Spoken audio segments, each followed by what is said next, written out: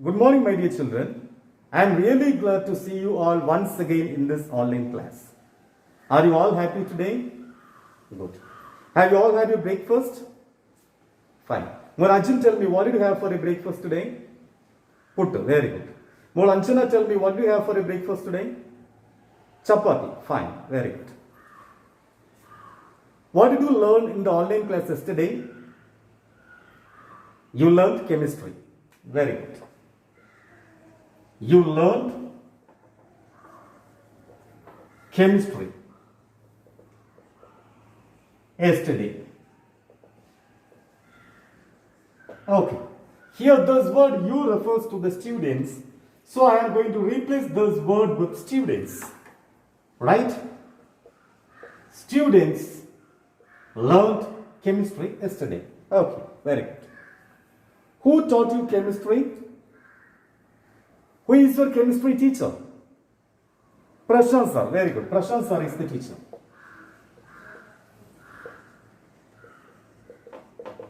Prashant sir is the teacher.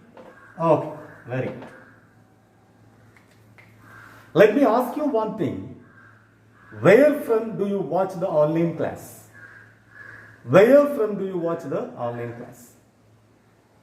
Yeah, good. You watch the online class from your home, from your house. Right. Let me ask you a doubt. Do all your homes look the same? Do all your houses look the same? No. Very good. Some houses are thatched. Some houses are tiled. Some houses are terraced. Some houses have a sit out. And some houses do not have a sit out. Like so, each and every house is different in its pattern. In the very same way, look at the whiteboard. I have written two sentences. Each and every sentence is different in its pattern. That is what we call sentence pattern or pattern of sentences. Sentence pattern. So today, we are going to have lessons in sentence pattern. Right? You told me you watch the online class from your house. You watch the online class from your house. Each of your houses has certain parts. Sit out, hall, bedroom, kitchen, and so on. In the very same way, each and every sentence has certain parts. Keep your ears open, my dear children. What are those parts? 1. Subject. 2. Verb. 3. Object. 4. Complement. 5. Adjunct or adverbial. These are the 5 parts of sentences. Right? Is that clear? Okay. Now look at the first sentence. This sentence too has certain parts. Students is a part, love is another part, chemistry is a part, and yesterday is another part. Altogether, this sentence has 4 parts. Students learned chemistry yesterday. Right? What we need to do now is, we should bring to light what each part is. We should bring to light what each part is. First of all, let us single out the first part, students. What is this part? Is it a subject or a verb or a complement or an object or something else? Keep your ears open, my dear children. In this sentence, we are saying something about students. On that account, students is nothing but a subject. Right? Students is nothing but a subject. So subject is the part of a sentence. Listen carefully. This is a sentence and students is the part of the sentence. Subject is the part of a sentence about which something is said. Right? What are we talking about in a sentence is called the subject. In this sentence, we are talking about students and students is the subject. Is that clear? Now let us move on to the second word, learn. Second part, learned. What is this word learned? Learned makes reference to the deed done by the students. This is a word of action. On that account, this word is nothing but a verb. Verb is a word of action. This word puts on display what did the students do. This word shows the action done by the students. This is a word of action, and on that account, this word is nothing but a verb. Shall we move on to the next part?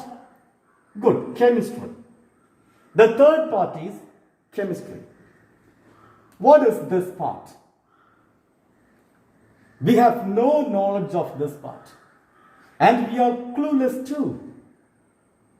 In a moment like this, in our day-to-day life, if we come across anything that is unfamiliar, what will we do? We do seek the help of others. We do seek the help of someone else. Here too, we are going to do the very same thing. We are going to seek the help of someone else. We are going to ask somebody. Who do we ask? That is the next question. We have a person here to ask. He is none other than the verb. Right? So if we do not know a word, we should ask the verb. We should ask the verb. What should we ask? That is the next question. We should ask what or whom. What or whom. If we are given an answer, when we ask these questions, if we are given an answer, then this part is an object. Otherwise, something else. Listen carefully. If we are given an answer, then it is an object, otherwise, something else. Shall we ask the question? Shall we ask the questions? Okay, very good. Learned what? Learned what? Learned chemistry. We got the answer. So this part is nothing but an object. Is that clear? Is that very clear? Our next job is to figure out what this word is. Yesterday. Is it a verb or a subject or a complement or something else? I told you earlier, if we do not know a word, we should ask the verb, right? So shall we ask the verb? First of all, let us ask these questions to find out whether this word is an object or not, right? Shall we ask the questions? Right. But keep in mind, we need to get this word as the answer to the question we ask. We need to get this word yesterday as the answer to the question we ask, right? Shall we ask the questions? Okay, good. Learn what? Is this word the answer to the question we asked? No. So let us move on to the next question. Learn whom? Is this word yesterday the answer to the question we asked? No. So it is clear that this word yesterday is not an object, but something else. So now let us ask some other questions. How, when, where? So the answer to these questions is object? The answer to these questions. So when we ask these questions, we should get the word yesterday as an answer, right? If we get this word yesterday as an answer, then the word is nothing but an adjunct. Is that clear? Once again, if the word yesterday is an answer to any of these questions, it is an adjunct. Otherwise, something else. Shall we ask the questions? Right. Learn how. Is the word yesterday the answer to the question how? No. So let us move on to the next question. Learned when? Yesterday we got the answer. So this word is nothing but an adjunct. So this is the pattern of the sentence. Subject plus, verb plus, object plus, adjunct. Is that clear? Very clear? Good.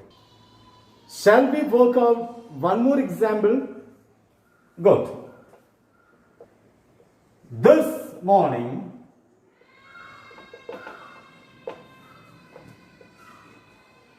Mohan Arjun ate puttu.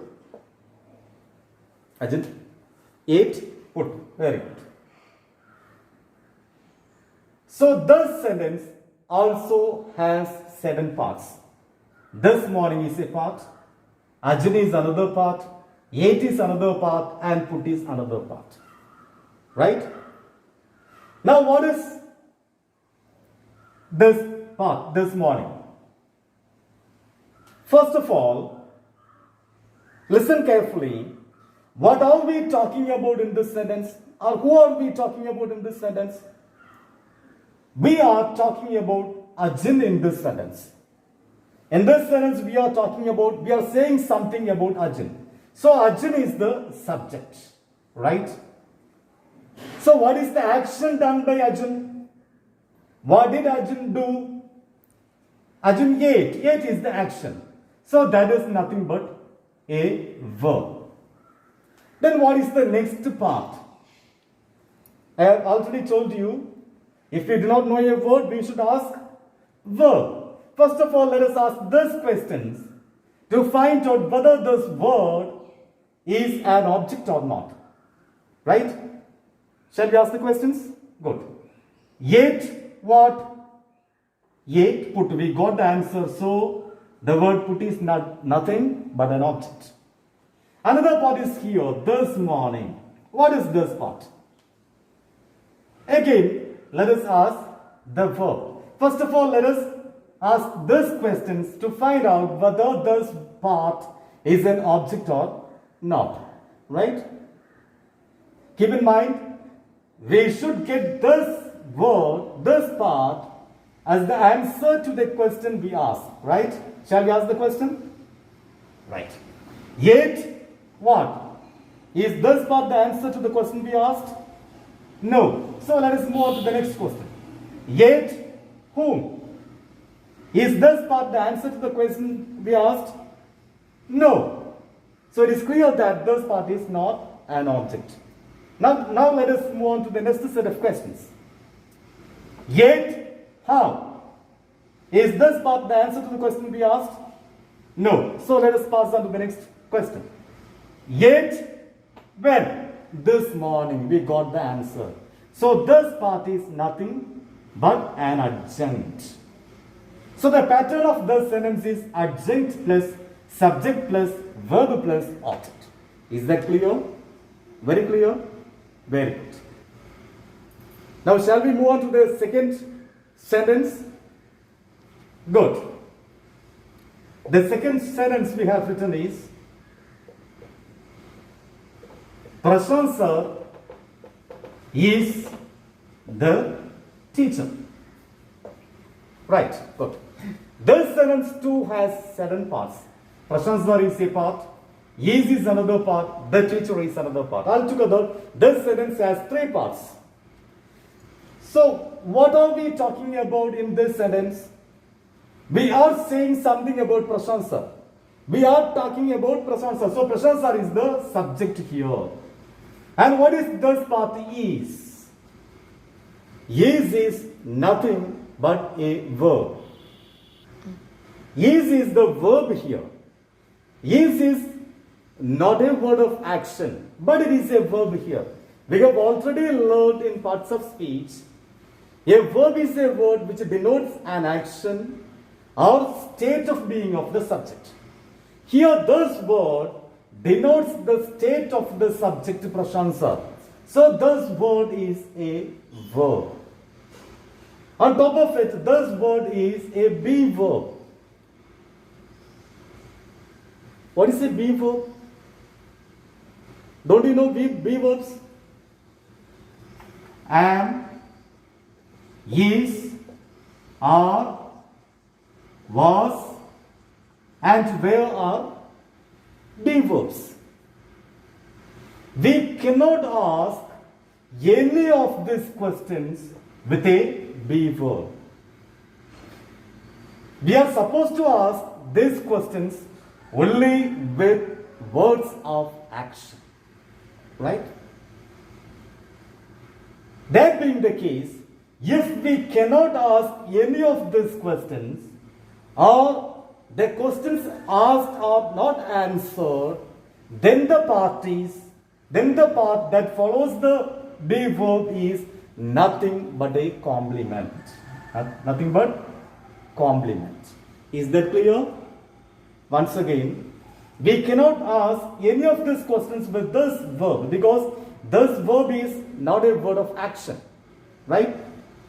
We are supposed to ask those questions only with a word which denotes an action. Right?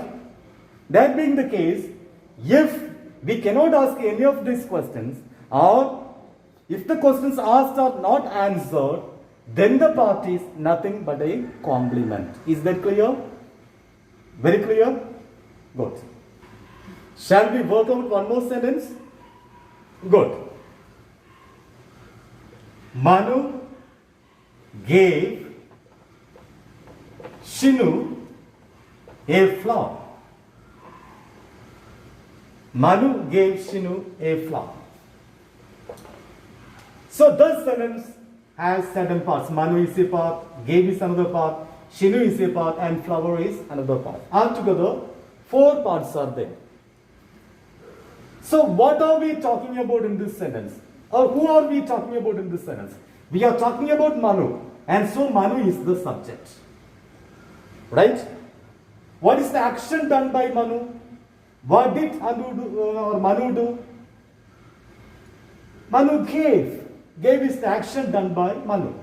Gave makes reference to the deed done by Manu. So gave is nothing but a verb because it is a word of action.